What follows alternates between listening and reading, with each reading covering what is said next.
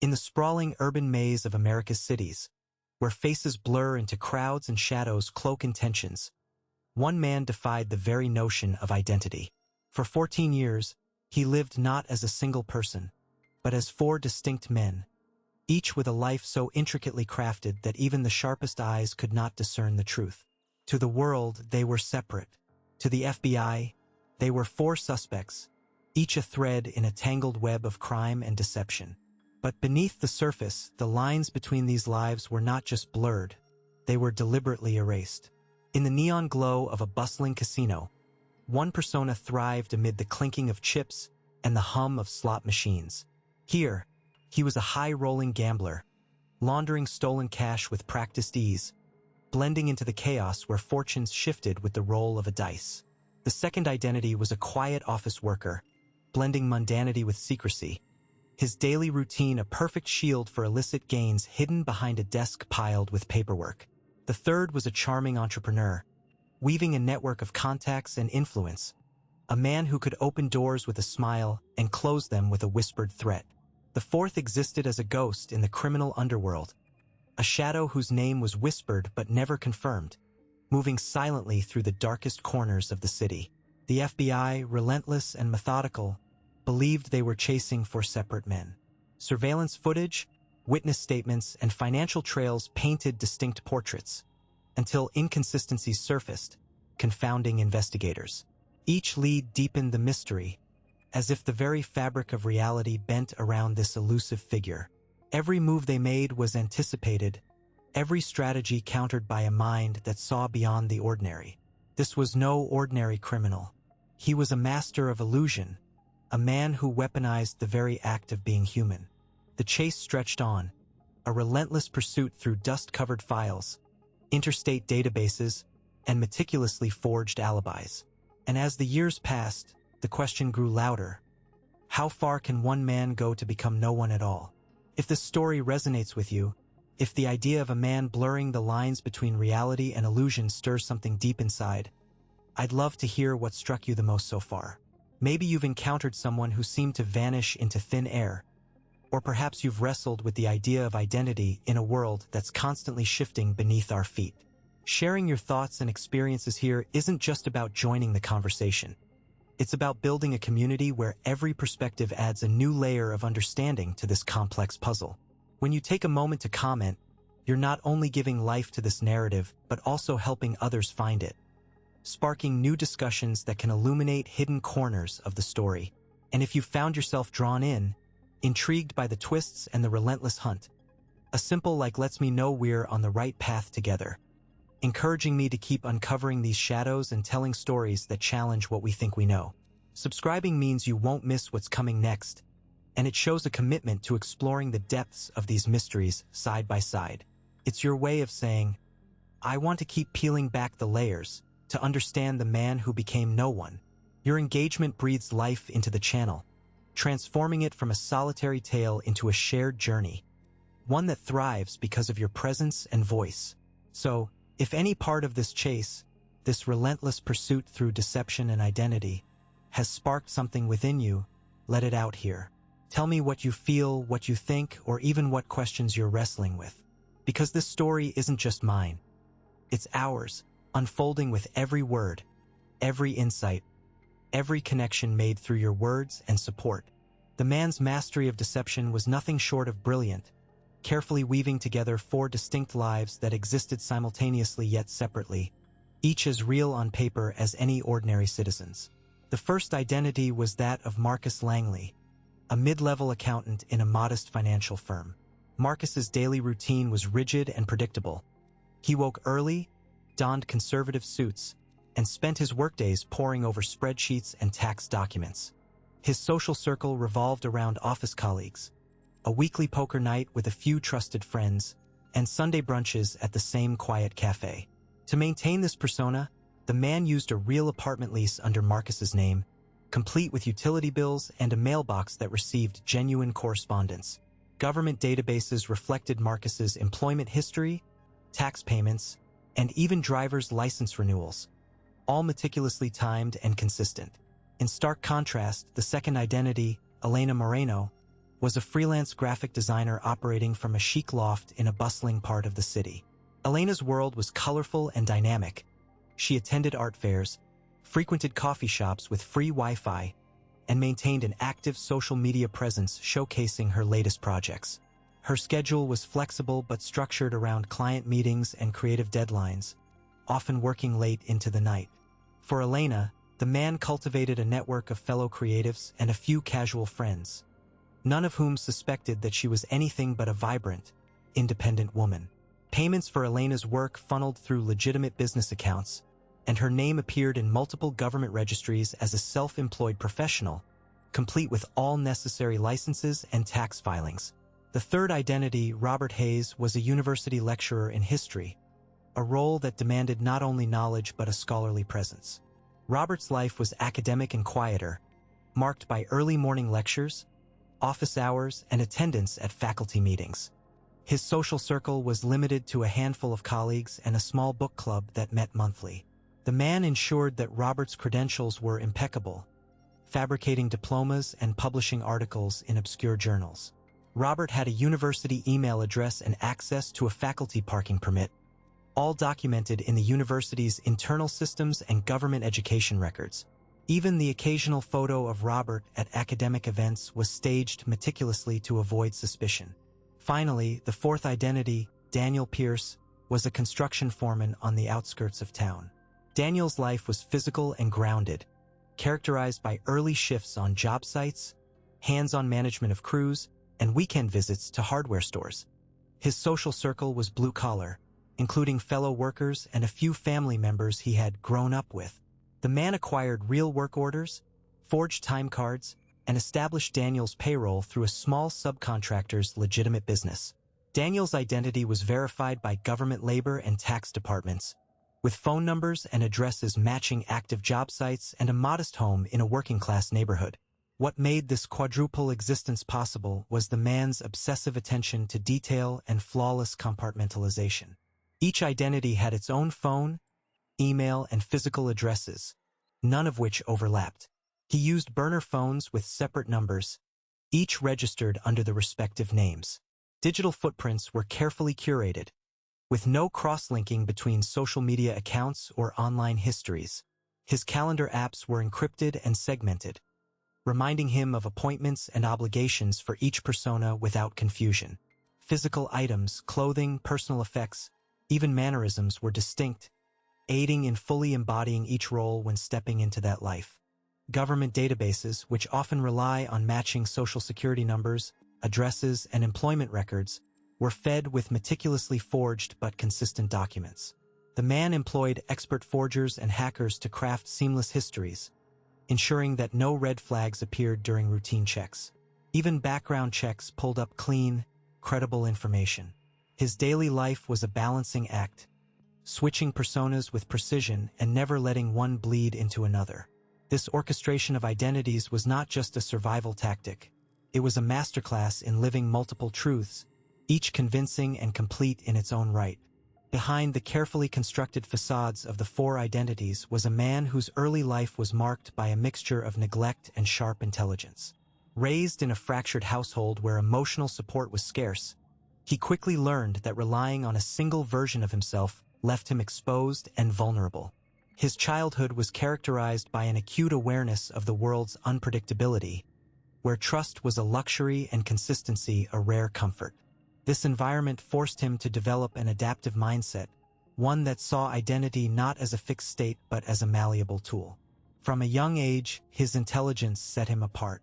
He was neither overtly rebellious nor openly troubled. Instead, he exhibited a quiet cunning, a capacity for observation, and a knack for solving problems others overlooked. He absorbed lessons far beyond what was taught in school, honing his ability to read people and anticipate their moves. These skills, initially used to navigate the difficulties at home and school, soon evolved into something more calculated. Early on, he experimented with minor deceptions, small lies and fabricated stories that shielded him from scrutiny or punishment. These early acts were not driven by malice but by necessity, a way to carve out safety in an unsafe world. As he matured, these small deceptions escalated. His crimes were subtle, identity theft, forgery, and digital manipulation. Acts that required not only intelligence but a profound understanding of systems and human psychology. Each crime was meticulously planned, executed with precision, and erased before leaving a trace. Yet, it was not just the thrill or the profit that motivated him. It was the realization that a single identity was a fragile armor, one that could be pierced by the inevitable cracks life presented. The pivotal moment of clarity came during a near collapse of one persona. A slight mistake, a forged document flagged during a routine check, nearly unraveled the entire operation. He understood then that the risk of putting all his existence into one basket was too great. The vulnerability of a singular identity was a chink in his armor that enemies, law enforcement, or even fate could exploit. This moment was a catalyst, pushing him beyond mere survival tactics into a deliberate strategy of multiplicity. His psychological makeup, shaped by early instability and sharpened by necessity, was fundamental to this decision. The fractured nature of his upbringing mirrored the fragmentation he later imposed on his own identity. Where others might seek wholeness, he found strength in division. Each persona was crafted to embody different facets of his psyche, one confident and corporate, another shadowy and secretive, a third social and charming, and the last cautious and analytical. This division was not just practical. It was deeply psychological, a way to compartmentalize his fears, ambitions, and vulnerabilities. In this complex dance of identities, he found control over a world that once seemed uncontrollable. The four versions of himself were shields and weapons, each guarding a piece of the truth while collectively forming an impenetrable fortress. His past had taught him that survival depended on adaptability, and his mind, shaped by both hardship and genius, made him the architect of a life lived in quadruplicate. This was not just a strategy, it was the embodiment of a man who understood that identity, like life itself, was fluid, multifaceted, and ultimately a means to freedom. Each identity operated as a distinct cog within an intricate machine, seamlessly interlocking to execute high-stakes heists with precision and ruthlessness. Rather than simply masking one man's involvement, the four personas created the illusion of a sprawling syndicate, a shadowy network too vast and complex to ever be fully unraveled by law enforcement. This deception was no accident but a calculated strategy, turning the entire operation into a living, breathing organism of misdirection and control. The first identity functioned as the mastermind, the strategist behind the scenes. His role was to gather intelligence, analyze security systems, and plan every detail meticulously. With a cold, analytical mind, he mapped out escape routes, timed movements down to the second, and anticipated every potential variable. This persona was responsible for liaising with outside contacts, creating false leads, and planting misinformation to keep any investigations off balance. He was the architect who saw the crime as a grand chessboard, every piece moving in harmony toward the ultimate prize. The second identity was the charismatic negotiator and face of the network when interaction was unavoidable. Smooth-talking and disarming, this version handled any direct contact with suppliers, fences, and occasional insiders who required delicate persuasion. His charm was a weapon as sharp as any blade, turning suspicion into trust and extracting valuable favors without raising alarms. By maintaining a distinct personality and style, he contributed to the illusion of multiple operators, each with unique skills and roles, further fragmenting any attempts to trace the operation back to a single source. The third identity was the enforcer and logistics expert, the muscle behind the plan. Skilled with tools, weapons, and tactical maneuvers, he coordinated the physical execution of the heists. This persona managed the transportation of stolen goods, the manipulation of alarms, and the neutralization of unexpected threats. By projecting a ruthless and no-nonsense demeanor, he ensured that obstacles were swiftly and silently removed. His presence established a layer of operational security that protected the network from internal betrayal or external interference. Finally, the fourth identity served as the cleaner and ghost, an expert in erasing footprints and severing links. After each mission, this persona meticulously dismantled any trace of their involvement, wiping digital footprints, altering surveillance footage, and disposing of evidence with surgical precision. His work ensured that what remained was a trail cold enough to confound even the most persistent investigators. By embodying this role, the network maintained an aura of untouchability, suggesting a far larger and more elusive organization than a single individual could ever be. Together, these identities formed a symbiotic system that amplified their effectiveness exponentially. Each played a role that not only fulfilled operational needs but also fed into the larger narrative of a sprawling criminal enterprise. Their contrasting methods and personalities created layers of complexity, making it nearly impossible to pin down the network's true size or leadership. Law enforcement faced a phantom operation, shifting, adaptive, and always one step ahead. This orchestration was a testament to strategic brilliance and organized deception. The four identities did not merely coexist.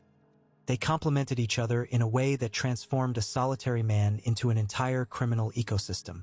Through this multifaceted approach, he controlled the battlefield from every angle, turning his fragmented self into an unstoppable force that wielded chaos as an advantage and obscurity as a shield. The FBI agents found themselves tangled in a web more intricate than they had anticipated. Each lead seemed to point in a different direction, and every piece of evidence suggested the existence of not one, but four distinct individuals. The initial breakthrough came when analysts carefully sifted through the disparate clues left at various crime scenes. Footprints, DNA samples, and modus operandi did not align neatly but instead formed four separate clusters. This discrepancy forced the agency to construct four distinct profiles, each one detailed and painstakingly crafted to reflect the unique characteristics inferred from the scattered data. The first profile described a meticulous planner, someone who left almost no trace behind and operated with cold precision. This figure's crimes were marked by careful timing and minimal risk, suggesting a methodical and patient personality. The second profile depicted a more opportunistic and reckless type, someone who took risks, leaving behind hurried fingerprints and inconsistent patterns that hinted at a volatile temper.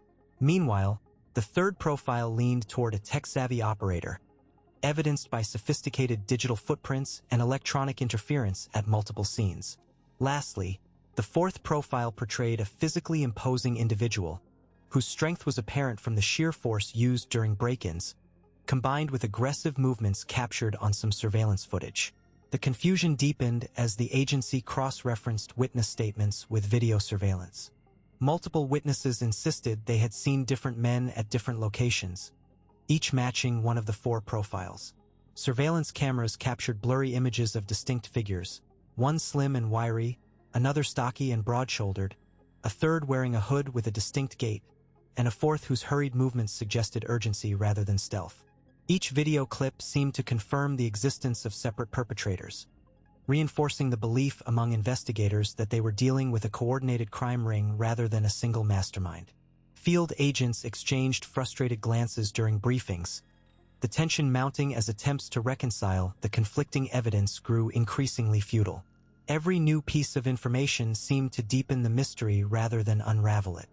Internal discussions turned into debates, with some agents arguing for a collaborative team of criminals, while others remained convinced that the profiles represented facets of a single, complex individual. The inability to consolidate the evidence into one cohesive narrative gnawed at the team's confidence. The technological experts struggled as well, running facial recognition software on the varied surveillance footage only to receive inconsistent results, sometimes matching known offenders, other times producing no matches at all. Each forensic report seemed to validate the other's findings but failed to connect them in any meaningful way. It was as if the criminals had meticulously choreographed their actions to confuse and mislead the investigators at every turn. Within the walls of the FBI field office, the atmosphere became thick with frustration. Case files multiplied, each folder brimming with contradictory reports and ambiguous clues. Lead agents paced the room, rubbing tired eyes, their minds racing to find a breakthrough that would unify the four fragmented threads. The stark reality settled over them. They were not chasing a quartet of criminals but a single entity so cunningly divided that it masqueraded as four. Yet, despite this suspicion, the evidence stubbornly insisted otherwise, casting a shadow of doubt that paralyzed decisive action. The illusion was complete. The agency was locked in a battle not just against crime, but against their own perceptions. A fight to see beyond the surface and penetrate the elaborate deception that transformed one man into many, and many into a riddle they were only beginning to comprehend. Behind the facade of a single identity lay a tangled web woven through decades of bureaucratic weaknesses and outdated systems. At the core of this deception was an array of old state databases, many of which were relics from a pre-digital era. Birth certificates, for instance, were often stored as physical documents, tucked away in dusty archives rather than centralized digital repositories. These paper records, handwritten or typed with varying degrees of legibility, made cross-referencing across states a painstaking process, vulnerable to oversight and error. The man at the heart of this complex charade understood these vulnerabilities intuitively. He exploited the absence of a unified national identification system, where each state operated semi-independently, maintaining its own records with minimal coordination. When applying for identity documents, he would leverage the inconsistencies in these isolated systems. For example, a birth certificate obtained from one state could be used to claim a new identity in another, especially if that second state had no efficient mechanism to verify the authenticity of out-of-state documents. The lack of digitization meant that clerks and officials often relied on manual checks or cursory inspections, which were easily circumvented by forged or altered paperwork. Communication between states was another critical weak point.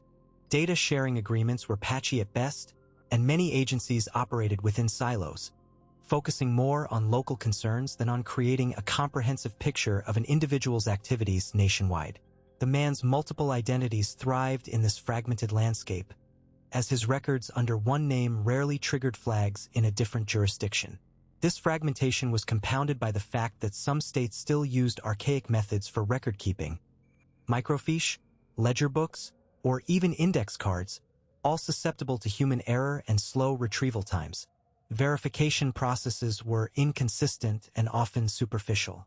When applying for driver's licenses, social security numbers, or employment credentials, officials typically performed limited background checks, relying heavily on physical documents without robust cross-check systems. Fingerprint databases were underutilized or not fully integrated across states, and biometric technology had yet to be widely adopted or enforced during much of the period when these identities were established. This allowed the man to present different sets of credentials, each appearing legitimate within its own context. Moreover, the man was adept at manipulating the system's trust in documentation. By maintaining meticulous records and fabricating credible backstories for each identity, he avoided raising suspicion. His ability to navigate the bureaucratic maze was aided by a keen understanding of procedural loopholes, such as the absence of real-time alerts for duplicate social security numbers or the failure to cross-verify residential histories. When discrepancies did arise, he exploited the slow pace of investigations and the tendency of agencies to close cases quickly due to resource constraints. This exploitation extended to everyday interactions with government processes. For example, he could register vehicles, open bank accounts, and even secure employment under different names without triggering immediate alarms.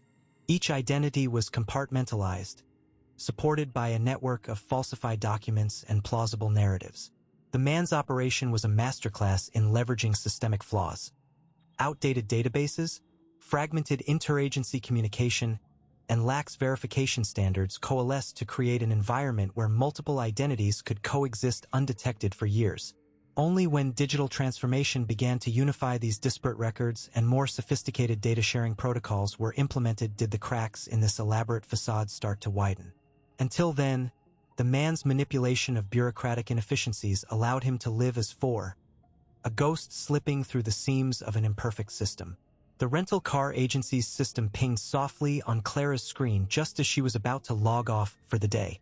It was a routine alert, an overdue vehicle drop-off that hadn't been confirmed, but something about the timestamp caught her eye. The car was registered to one of the aliases tied to the man they were tracking, dropped off at an airport location precisely 3 minutes before his recorded check-in at a corporate office miles away. Normally, such discrepancies were chalked up to clerical delays or time zone differences, but Clara's instincts nudged her to dig deeper. She pulled up the employee attendance logs corresponding to that day. The man's multiple identities each had separate records, meticulously maintained to avoid any overlap. Yet, as Clara scanned the entries, her eyes narrowed. One of the attendance sheets showed a clock-in time that was suspiciously close to the rental car drop-off. The margins were slim, mere minutes, but enough to suggest that someone was either in two places at once or that the records were being falsified. Clara's curiosity sharpened when she noticed the handwriting on a scanned sign-in sheet attached to the attendance record. It was a cursive script, neat and deliberate, but with certain quirks that matched handwriting samples from a supposedly unrelated identity. The loops on the G's, the slight slant of the T's, small details that usually meant nothing but here hinted at a tangled identity web. The analyst leaned back, fingers steepled thoughtfully. If the man was manipulating these attendance logs to mask his true movements, then the rental car drop-off wasn't just a minor detail. It was a potential crack in the entire operation. Yet, the data alone wasn't enough to make a definitive accusation. The systems were designed to compartmentalize these records precisely to prevent cross-referencing, and the man had exploited that to perfection. Still, Clara felt the tension build. Every time she re-examined the data, tiny anomalies emerged, patterns too precise to be coincidental. The rental car's GPS coordinates showed a route inconsistent with any legitimate business travel. The timing of the drop-off and the attendance check-in were off by only minutes but impossible to reconcile logically. It was as if the man had set a trap for anyone looking too closely, weaving a story that almost fit perfectly but left just enough space for doubt. Her fingers hovered over the keyboard, debating whether to escalate the findings or continue the quiet investigation. Revealing this too soon could alert the suspect, but waiting risked missing the narrow window to catch him. Clara's mind raced, replaying every detail, every timestamp, every handwriting stroke. The almost imperceptible overlap between two identities had nearly gone unnoticed, but it was a thread worth pulling. As the office lights dimmed and her colleagues packed up, Clara remained fixated on the screen. The rental car drop-off and the attendance record, two mundane administrative details, had nearly slipped through the cracks. Yet, their subtle intersection whispered of a deeper deception, one that could unravel the man's carefully constructed existence if only she could prove it. The truth was still buried beneath layers of falsified data, but this small similarity was the first real glimmer of the man's undoing. The room was tense, the kind of quiet where every breath felt amplified. On the large conference table lay a chaotic spread of documents, digital maps, timelines, and screen captures from security footage. Agent Harper leaned forward, eyes scanning the side-by-side logs of the four suspects' movements. The glaring inconsistencies had been mounting, but only now were they beginning to coalesce into an undeniable pattern. "Look at this," Harper said, pointing at the timeline projected on the screen. At 3:15 p.m., Suspect A is recorded dropping off a rental car in Dallas. At the exact same time, Suspect B is clocking into a meeting in Houston. She tapped the screen to zoom in on the timestamps. Even with tight travel windows, there's no way they could be in two places simultaneously. Agent Morales frowned, scrolling through the digital footprints on his tablet. "And it's not just location," he added. "Their online activity, emails, social media logins, even forum posts, all follow the same IP address ranges. The patterns overlap too much for them to be separate individuals." Harper's fingers flew over her keyboard, pulling up security camera footage side by side. The four men appeared, each caught on different cameras at overlapping times, each wearing different outfits and even sporting different hairstyles. Yet, somehow, the build of their bodies and mannerisms were strikingly similar. "It's like watching one actor play four roles," Morales muttered, eyes narrowing. "Look at the gait, the way they adjust their watch, even how they tap their fingers when nervous." He paused the footage and zoomed in on the hands. "Same scab on the knuckle, same tattoo peeking out here." Harper's breath caught. "We've been chasing shadows," she whispered. "There aren't four men. There's only one." The room seemed to shrink as the implications settled in. Agent Jenkins, who had been quiet until now, added, "The attendance logs at the company where they supposedly worked, only one person checked in that week. Yet the calendars show meetings scheduled for all four. Someone manipulated the system." Harper sat back, rubbing her temples. This one man created an entire network of identities, falsified digital footprints, altered physical appearances, and managed to pull it off without raising suspicion for months. Morales looked up sharply. And he did it by exploiting the seams in our investigation, the assumptions we made about there being multiple suspects. We never considered the impossible, that all those movements belonged to a single individual. The silence stretched as the agents processed the revelation. The man they had been pursuing, the phantom slipping through every trap, was not a coordinated group or a clever team.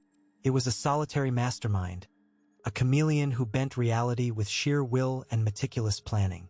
Harper's voice broke the silence, steady but charged with disbelief. Every lead, every piece of evidence, every anomaly, it was all pointing to the same man. We just didn't know it. Morales nodded grimly. We've been outpaced by a ghost, but now we have the truth. It's time to rethink everything. The room filled with a new energy, a mixture of shock, awe, and determination. The case was no longer a hunt for four elusive criminals. It was a pursuit of one man whose deception had rewritten the rules of pursuit. The discovery was a turning point, a moment where the impossible became real, and the investigation entered a new, more dangerous phase. The moment the FBI fully grasped the magnitude of what they were facing, the criminal had already vanished from the grasp of their reach. It was as though he anticipated their breakthrough before it even materialized. Every trace of the four identities he had meticulously constructed evaporated overnight, leaving behind nothing but silence and shadows. Banks reported that accounts tied to all four aliases were abruptly closed, funds withdrawn or rerouted through labyrinthine channels, severing any financial trail. Phone lines went dead. No calls were made or received. Emails, once active and carefully curated, were wiped clean or abandoned without a trace. Even the digital footprints that might have betrayed him, social media accounts, online purchases, rented properties, were erased or rendered inaccessible. Physical spaces, too, fell into an eerie quiet. Apartments that had once housed one version of him sat empty, the locks freshly changed, mail piled up unopened. Landlords confirmed no recent visitors, no sign of life in those rooms. In every city where the FBI thought they might corner him, a ghostly absence awaited. Surveillance footage showed no comings or goings. Neighbors heard nothing but the hum of normal life moving on without interruption. As the agents pieced together the aftermath, a chilling realization formed. The four lives, no matter how distinct, were decoys, scaffolding for a more profound escape. The criminal had not merely dismantled his previous facades. He had constructed an entirely new one, a fifth identity forged in the crucible of desperation and cunning. This new existence was not just a cover. It was a complete reinvention, crafted to vanish beneath the radar of every system designed to catch him. The FBI's understanding deepened with every passing hour. This was no hurried flight. It was a calculated transition. Somewhere, beyond their vision and data, he was living anew. Different name, different face, different story. The meticulous preparation suggested he'd anticipated discovery long before the truth surfaced. His disappearance was not a symptom of panic, but the final act in a long-planned performance. The weight of this knowledge settled heavily in the room. The man they hunted was no longer confined to any one identity. Instead, he existed as a fluid shadow, capable of slipping between realities, shedding skins like a serpent. The boundaries between who he was and who he pretended to be blurred until they vanished entirely. In that moment, the line between hunter and hunted shifted irrevocably. The criminal was not just missing. He had transcended the chase, stepping into a new existence that rendered all previous efforts obsolete. The investigation was no longer about finding him in the places he had been, but about understanding where he could be and who he might have become. For 14 years, one man managed to slip through the cracks of a system designed to catch him. His identity became a shifting shadow, a masterful deception that blurred reality until the truth was indistinguishable from the lie. What started as a simple act of hiding evolved into a complex dance of transformation, where every move was calculated, every persona crafted with precision. He didn't just evade capture. He dismantled the very framework of pursuit, turning the tables so completely that the hunters became the hunted. This story forces us to confront uncomfortable questions about identity itself. How much of who we are is defined by the masks we wear? And if those masks become indistinguishable from our true selves, does the deception still hold power? In this man's case, the answer was clear. He outsmarted not just the law, but the very notions of self and other, reality and illusion. His years of evasion became a testament to human ingenuity and the dark allure of reinvention. Yet, beneath the surface lies a deeper truth about the systems we rely on, systems that are often rigid, predictable, and vulnerable to those who think differently. His story reveals the cracks in the facade of order, exposing how a single individual's cunning can unravel the threads of control. It's a stark reminder that the line between justice and failure is razor thin, and that sometimes the greatest adversary is not the law itself, but the human spirit's relentless drive to survive and adapt. As we close this chapter, reflect on the power of identity and deception, and how one man's extraordinary journey challenges everything we believe about truth and pursuit. If you found this story as compelling as we did, don't hesitate to join the conversation. Comment below with your thoughts on how identity shapes our lives. Like the video to support this channel, and subscribe for more dark crime stories that dive deep into the shadows where truth and lies collide. Your engagement fuels the uncovering of these untold tales, bringing to light the mysteries lurking just beneath the surface.